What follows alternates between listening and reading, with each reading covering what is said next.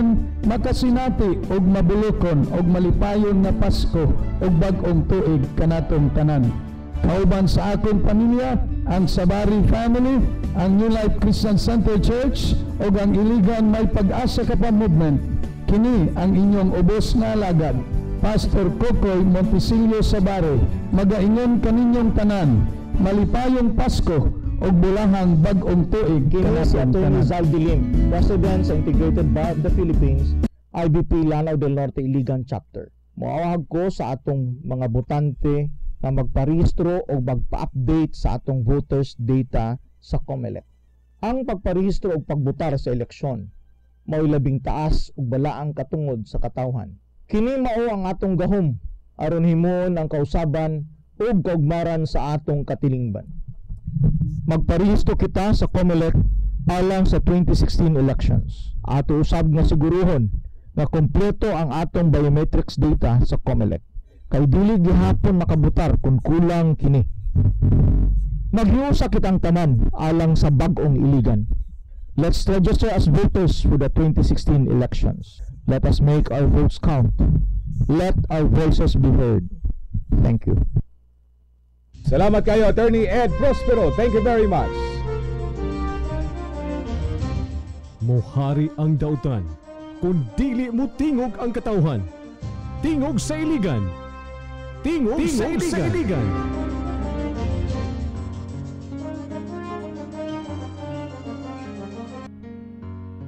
Abay sa mga kalihukan sa komemorasyon, paghandom sa kalamidad sa sendong ug pagkutlo og leksyon ini ang nagkalain-lain nga hutong sa mga yanong katawan sa iligan, mga professionals, mga NGOs, mga doctors ug mga alternative institution workers na didto karon na ang Iligan Music Artists Guild, na ang Iligan May Pag-asa ka pa movement, ang atong mga relihiyoso gipanguluhan ni Pastor Kokoy Sabari, na usab ang atong mga NGOs kauban ni Esmeralda Ismi Padagas, nila Titus Mancia, sila Cesar Padilla sa Call for Justice ug Iligan Music Artists Guild, sila Dr. Di Balocos sa Philippine Medical Society Iligan Chapter, ang atong mga dentist, ang atong tanan nga mga lumilihok sa United Iligan, si Attorney Betsy Saltos na dito tanan. Ang una kining adlaw sa serye sa mga kalihukan, pagdala og mga hinabang ug pagpakiglambigit sa atong mga sendong survivors hangtod unya sa kasaulugan sa sendong karong Disyembre 17. Kauban nato karon si Vice Cesar Padilla sa Iligan Music Artists Guild. Bye. Hello, bye. Ay, si Pastor. Yeah. Mayong buntag das Pastor Kokoy Sabari kini sa Iligan May Pag-asa ka pa movement. Pastor. Maayong mangguto ka natong tanan, mga tigpaminaw, attorney. Yeah. Maayong utto. Yeah. Pastor, kumusta man da ito ang kalihukan nato diha, Pastor? Kita nalipay sa kauban sa United Iligan o ang lain-lain nga mga civic group, ang atong medical dental mission, ang atong legal clinic, imo pong gipanguluhan, ang psychosocial counseling atong gipanguluhan o ang Iligan Ministers Association, kining gitawag po house repair, lecture o concert. Nakita nato diri sa after hinaplan, after tuminubo, no? Gikan ganinang buntag, karon lang ni taud-taud nahuman kauban sa mga doctors o mga pastors o mga civic group. Nakaserve kita og around 180 no, sa atong medical mission. O sa feeding nato sa mga kabataan, mga almost 100 children. O ganina po, Attorney Bear, na po kay gihatagan sa legal council.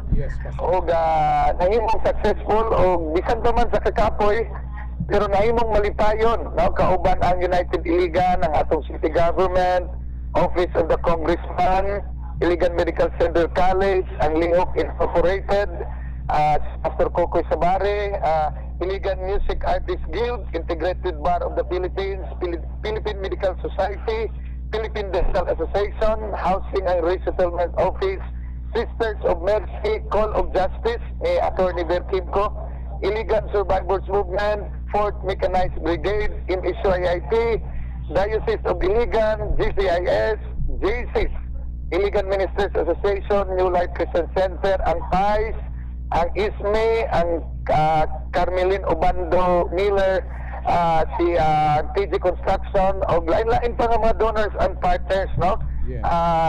Nalipay kami karon nga kautuhon kay nahimong successful ang atong una nga mission karon nga adlaw og mo human kita ni ini sa 8 days ni Attorney Ber sa lain-laing mga relocation sa atong syudad sa Iligan.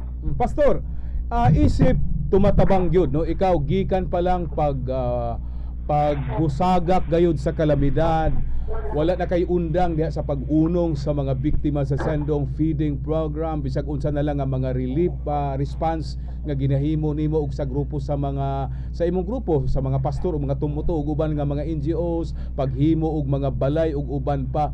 Mulabay na ang tulo ka tuig, Pastor Kukoy. Unsay imong nasinati, unsay imong nasaksihan pagkakaron diha lamang sa inyong pagpakiglambigit diha sa Dio Caritas Village sa ilang kahimtang? Unsay nasaksihan ninyo, Pastor? Doon na ba yung mga kahupayan gamay? Naapoy kalipay, naapotay kasubo, no? Unta nalipay kita kay murag natagaan gid sila mga kabalayan dire ug nalipay gud kay ang ato pong mga kaigsunan nga mga sisters, no, nag-atiman man pud kanila.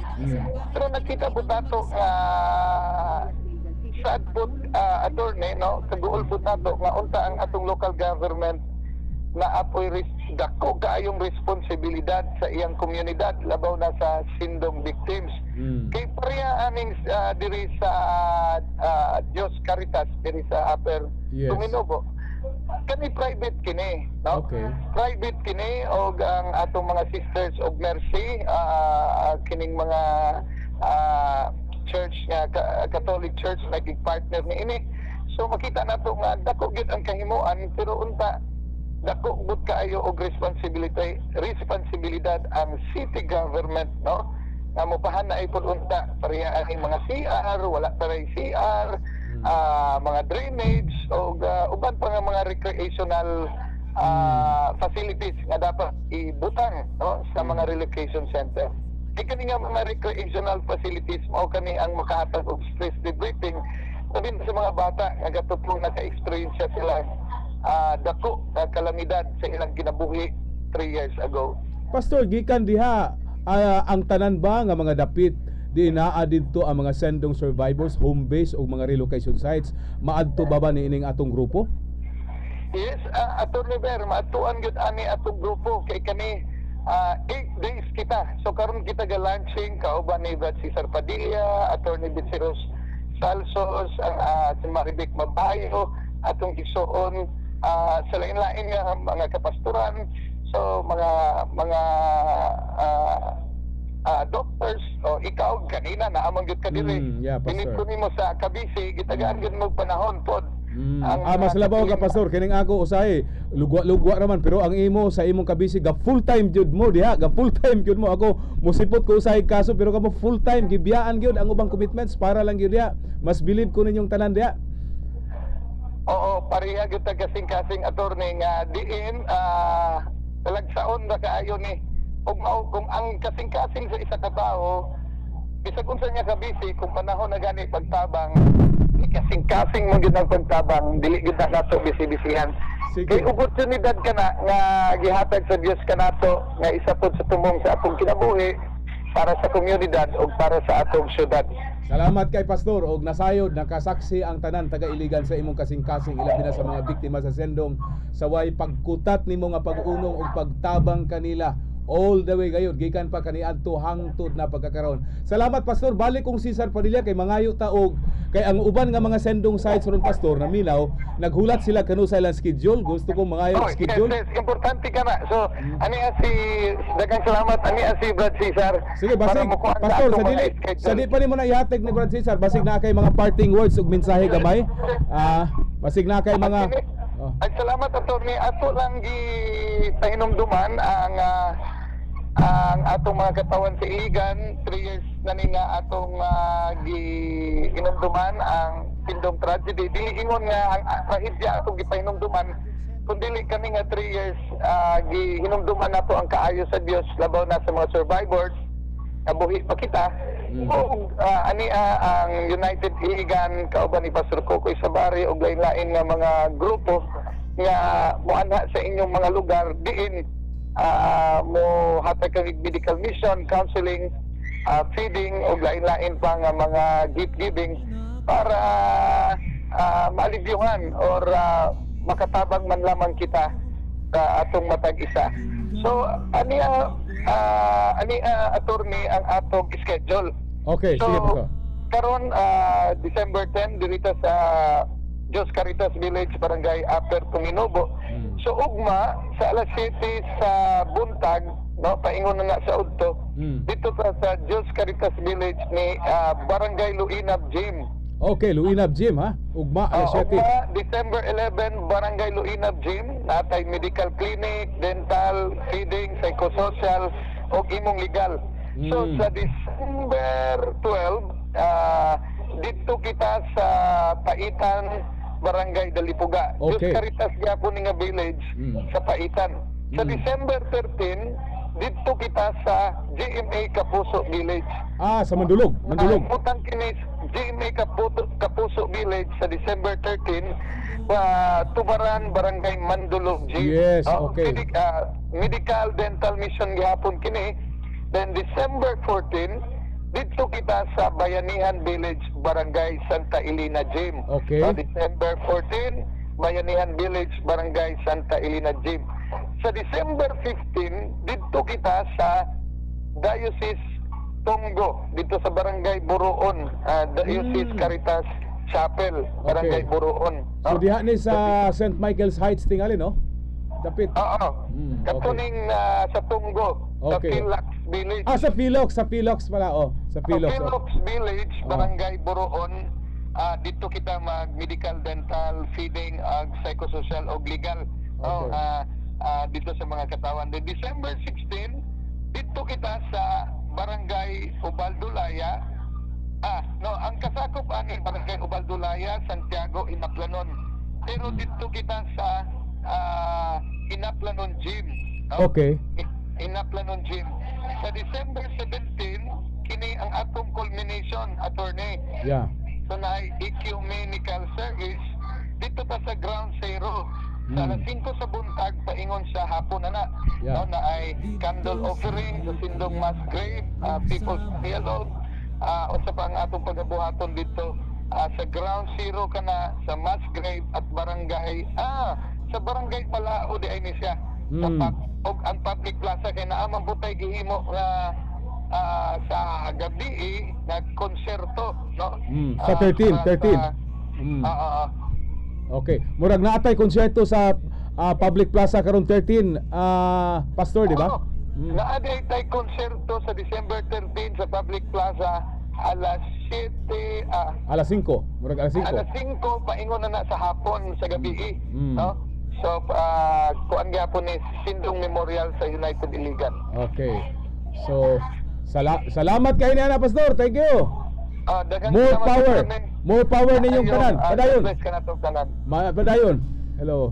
Salamat. Basig. Hello. Pastor. Dapat sila Cesar Padilla diha pastor. Kuha na tong statement gabay. Kuha na to. Okay. Hello bye. Basig na pa kay mensahe labi na sa atong coal free Iligan concert. Yes, bye.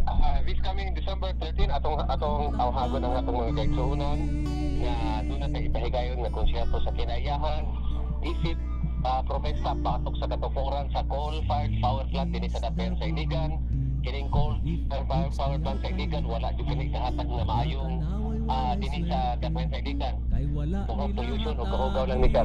Atong awhagon ang katawhan, tanaw kita, paminaw kita sa concert rally December 13 karong Sabado sa Public Plaza. Magsugod tag alas 5 sa hapon paingon sa pataas. Daghan tag mga imbitadong speakers ba gikan sa academ, sa mga professional, doctor, lawyers, sa religious group, pastors, sa pare para mohatag sa og silang pagpulong pagbatok sa katukuran sa coal-fired power plant. December 13, 5 in the afternoon, hangtod gabi. Public plaza. Ang atong grupong Himig Piglas mag-reunion para anak kung kaduhog sila sa dantang kinaiyahan noon Yes. na ang atong kuan. Yes, exactly. Tima. So salamat kayo, bay. Salamat kayo. Salamat, bay. Salamat Oh, kayo. God bless. Oh. Salamat kayo. Si Sir Padilla, of course, Pastor Kukoy Sabari sa mga NGO nga naglangkob sa United Iligan. Kaigsunan wa na kitay panahon kaigsunan. Salamat kay sa inyong pagtubay kanamo. Ugmay padayon nato tong issue kalabot sa global steel nalangan ta pero ginasunod nato kanunay. Kining mas importante ug labing mahinungdanon kaayong paningkamot aron maalibyuhan ug makabangon ang pag-anto sa libo-kalibo nato nga mga sendong victim sa Iligan. Wala na tay panahon kaigsuunan. Salamat kay sa inyong pagtubay kanamo kauban sa atong technical partner Engineer Felix Talasan diri sa Amen Iligan. Kini na usab ang imong kauban sa hustisya si Ver Kimco. God bless. Praise God. Inyong debate si Attorney Ver Kimco, ang tingog sa Iligan. Tingog sa Iligan. Hangtod sa sunod higayon. Tingog sa Iligan. Pagkadaghan sa higmata nga nangandoy pang matulog kay matamis pang magbanggo sa mga dili tinuod ang saksi sa kamaturan mupiyong lang kasagaran maantos lang nga pasipan ang gumaugang kangayan kita sa pagpakabana buta kita sa luha ay pulos ang haya sa ating mga mata kung sa kasing-kasing magpabilintang buta.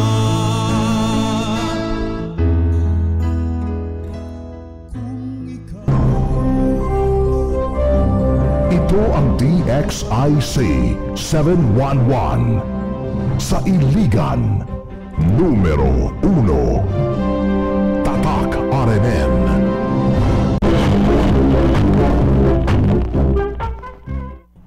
Ikaw na sad! Katulo naman ko ni mo gi-hold up, oy! Ana mo yun na, sir. Mao na negosyo na ko. Unya, giatiman na yun ako mga customer. Bangas ka! DXIC Tatak RMN. Sa bugtong tuyo nga kami makaalagad kani, among gituyo pagmugna kining tulumanon.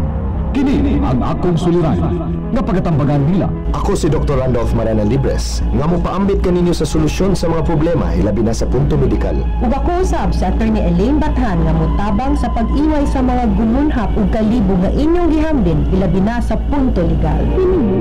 Ang akong suliran. Kini ang akong suliran.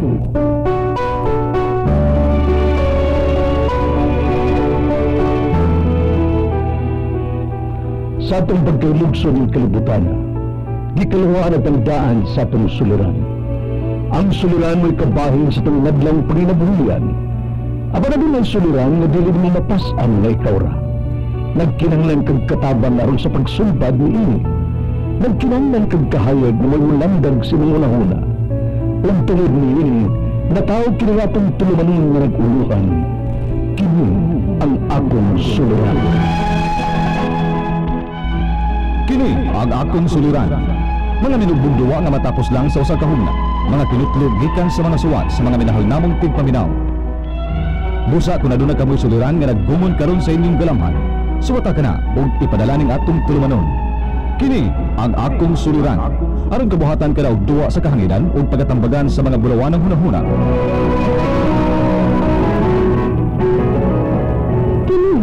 Ang akong suliran. Ang pinakagusto Detox Plus Herbal Capsule. Ang pinaka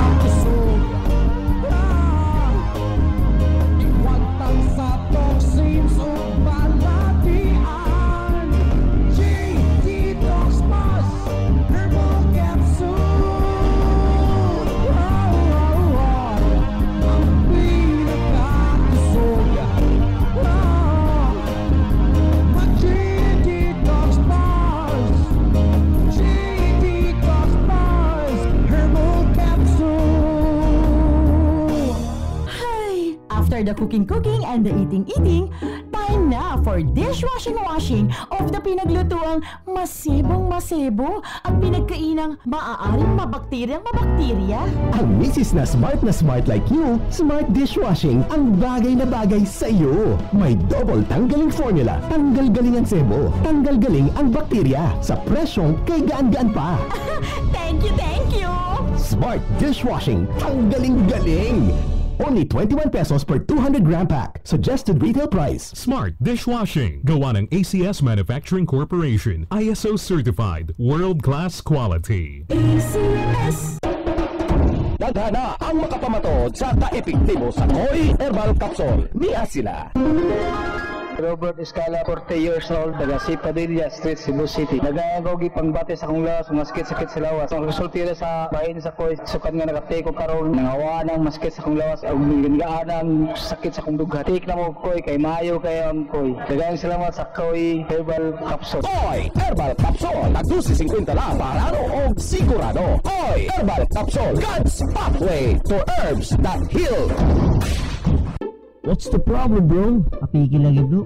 Wala kay kwarta. Ha? Wa kay kwarta? Sulay kay bunda ang mga alahas sa Star JL Pawn Shop. Ha?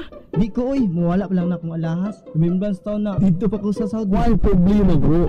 Sa Star JL Pawn Shop, masaligan o garantisadong di kin mawala imong mga alahas. Now, iniligin. Star JL Pawn Shop. Star JL Pawn Shop. The name you can rely on for all your jewelries. Star JL Pawn Shop. Located along Badilla Street near Star Oil Gasoline Station. Star JL Pawn Shop offers 3% interest rate plus 3 days allowance. 2% interest within 22 days, 1% interest rate within 11 days, highest appraisal rate, no penalty and service charge. Star JL Pawn Shop, now offering a 5-month loan plan for all jewelries for sale. Star JL Pawn Shop, the name you can rely on. Banyawan Live Testimonies. Sir, maayong hapon, nakita ka din sa Murillas Pharmacy, nagbitbit maka ng panyawan liniment. Unsa man imong gibati sir nganong nagamit maka ng panyawan liniment? Wala mo ko gibati sa lawas sir nga ko lang. Namo gyud nakaistorya nako nga pakuan da og buhok, pabaga og buhok. Nya akong gitistingan kay akong buhok sigig pangatagak ba. Nya mo to na experience nako nga tinuod jud ay nga makapa kuan siya maka minus og pangatagak sa ang buhok. Dugay-dugay nagagamit na ng